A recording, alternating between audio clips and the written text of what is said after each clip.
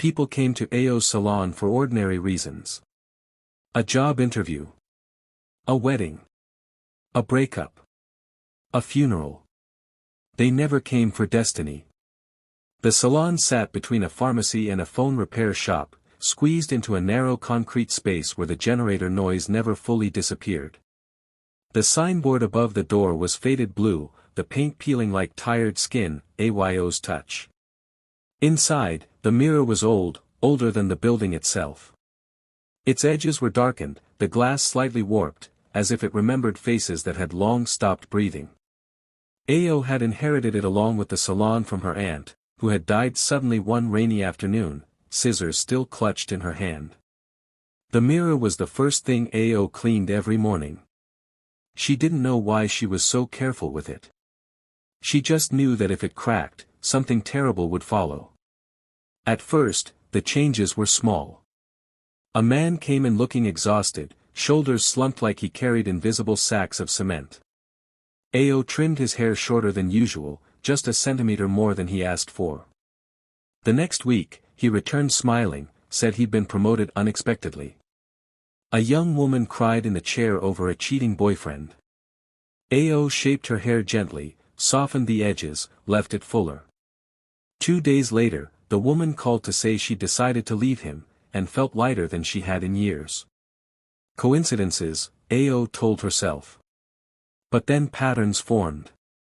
When she trimmed aggressively, sharp lines, decisive cuts, people's lives shifted fast. Sudden endings. Sudden opportunities. When she barely touched the scissors, just a dusting, life moved slowly, safely. The mirror began to show her more. Not images. Not visions. Balances. Every time she cut, she felt it, a quiet internal click, like a scale settling. Something gained. Something lost. She didn't know where the loss went. Only that it never belonged to the person in the chair. The first time she realized there was a price, she almost vomited. A regular customer, Mr. Bello, had begged her to make him look younger. He was applying for a contract that would keep his family fed for years. Ao cut boldly, confidently, shaping him into the man he wanted to be seen as. That same evening, the pharmacy next door caught fire. No one died, but a boy lost the use of his hand. Ao stood outside, smoke stinging her eyes, the mirror's weight pressing into her chest like guilt. She didn't know it was connected. She just felt it. After that, she started watching the news. Car accidents. Sudden illnesses. Stray bullets. Freak falls. Always after a big cut. Always somewhere else. Always someone she didn't know. She tried to stop. For 2 weeks, she refused to cut hair. She told customers her hands hurt, that the scissors were broken, that the generator was faulty. People got angry. Business dropped. Then her phone rang. It was her younger sister, Zainab. Zainab whispered, her voice thin and shaking. I collapsed today. Ao felt the world tilt. At the hospital, the smell of antiseptic mixed with fear. Zainab lay small in the bed, eyes too large for her face. The doctor spoke carefully, slowly, the way people do when they are about to break something precious. A rare condition. Progressive. Untreatable. 6 months. Maybe less. Ao went home that night and stared at the mirror until her eyes burned. She didn't cry. She didn't pray. She made a decision. The next morning, she opened the salon. And she cut. At first, she chose carefully. A businessman desperate for success, Ao refined his look, strengthened his presence. That afternoon, a power outage plunged a distant neighborhood into darkness for hours. A bride nervous about her future, Ao enhanced her confidence. That night, a motorbike accident injured a man whose name Ao would never know. Zainab improved. Her color returned. Her appetite came back. The doctors were confused. Ao told herself lies. The losses are small. It's random. The world is cruel anyway. She started cutting more. She adjusted destinies in increments, like a thief stealing coins instead of notes. She rationalized everything. Until the city began to change. Hospitals filled faster than usual. People complained of constant misfortune. Streets felt tense, like they were holding their breath. One afternoon, a woman stormed into the salon screaming. "My son," she cried. "He was fine yesterday." Ao froze, scissors midair.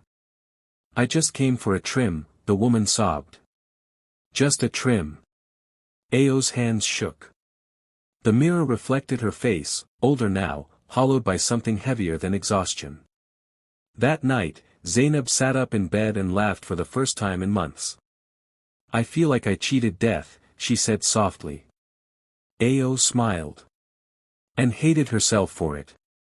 Because outside the hospital window, sirens wailed.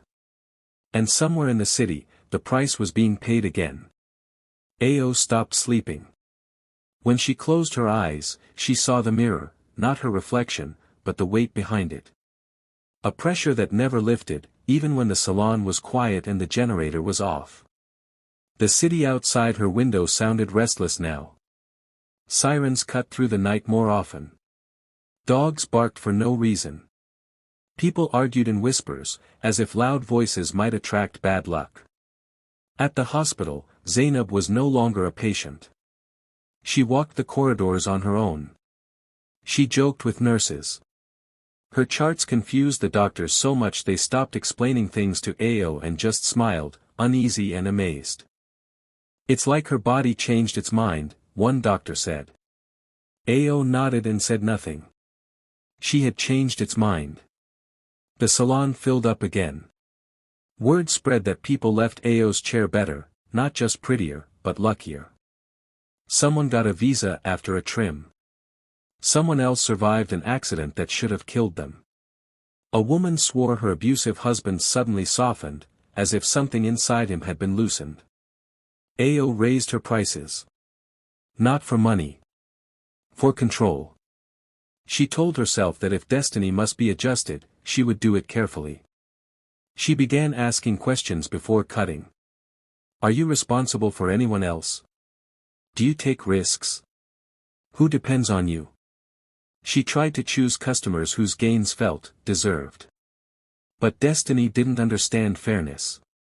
One evening, a teenage boy came in just before closing.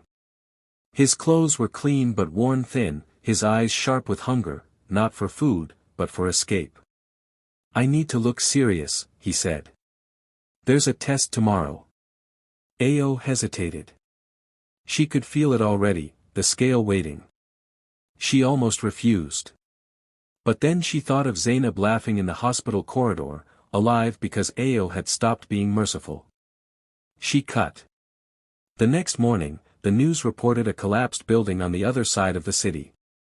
Several dead. Among them, a school security guard who had worked nights to pay his daughter's school fees. Ao vomited into the salon sink.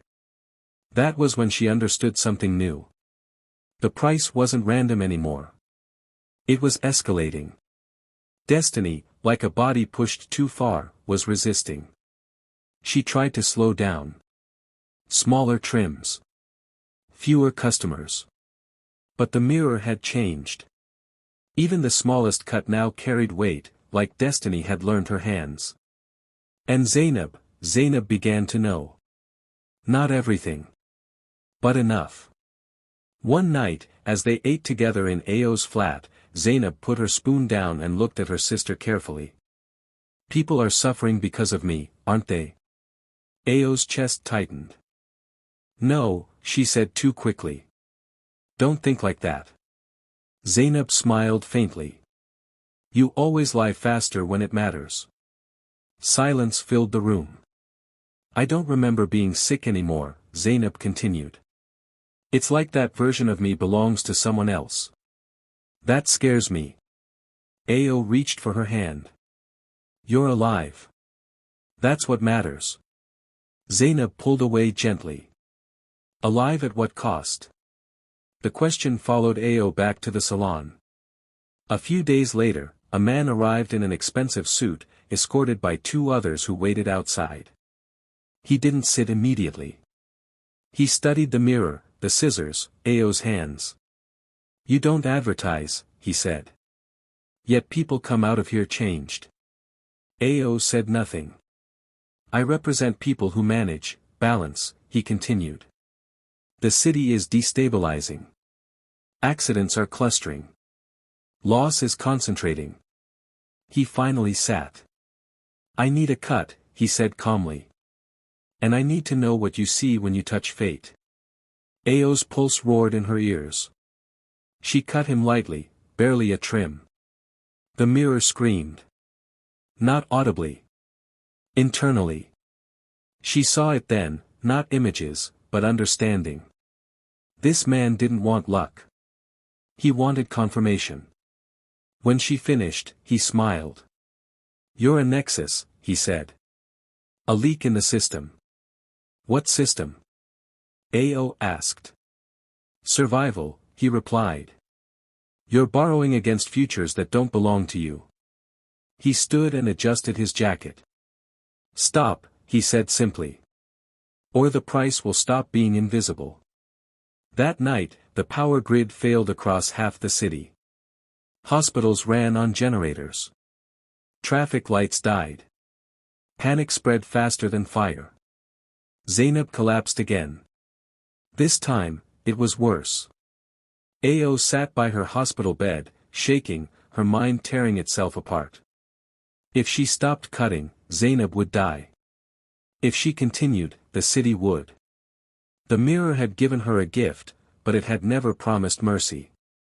And destiny, she realized, always collects. "No," she said too quickly. "Don't think like that." Zainab smiled faintly. "You always lie faster when it matters." The city no longer felt like a place where things happened. It felt like a body fighting an infection. Power outages rolled through neighborhoods like fevers. Markets opened late and closed early. People spoke of bad days the way farmers spoke of droughts, resigned, afraid, searching for patterns in chaos. Ao stopped opening the salon daily. She couldn't. Every time she touched the scissors, something in the city broke a little louder than before. Zainab lay unconscious, machines breathing for her. The doctors were careful again. Their hope had retreated behind professional faces. "She's running out of borrowed time," one of them said gently, not knowing how true that was. Borrowed. The word echoed in Ao's head as she returned to the salon that night. She didn't turn on the lights. The mirror reflected darkness back at her, but she felt its presence like an accusation. She whispered, "What do you want from me?" The mirror didn't answer. But the scale inside her shifted anyway. A knock came at the door. The suited man returned, alone this time. "You can't keep patching one life with many deaths," he said without preamble. "The system is correcting." "What system?" Ao snapped. "Who made it?" "No one," he said. "It emerged. Like gravity." She laughed bitterly. "Then why me?" "Because you loved someone enough to break it." He stepped closer. "You still have one option left." Her heart slammed. "What?" "A direct transfer," he said. "One life for one life. Clean. Balanced." Ao understood instantly. Hers. She shook her head. "If I die, the mirror will close," he finished. "The city stabilizes. Your sister survives. Barely. Normally." Ao looked past him at the mirror. At her own face, lined now, tired, human. "And if I refuse? Then destiny will collect indiscriminately. Riots. Disease. Collapse." He paused. "It's already started." He left her alone with the choice. Ao went to the hospital at dawn.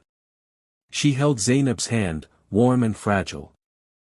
"I wanted to save you," she whispered. "I didn't know it would mean choosing who deserved pain." Zainab's eyes fluttered open.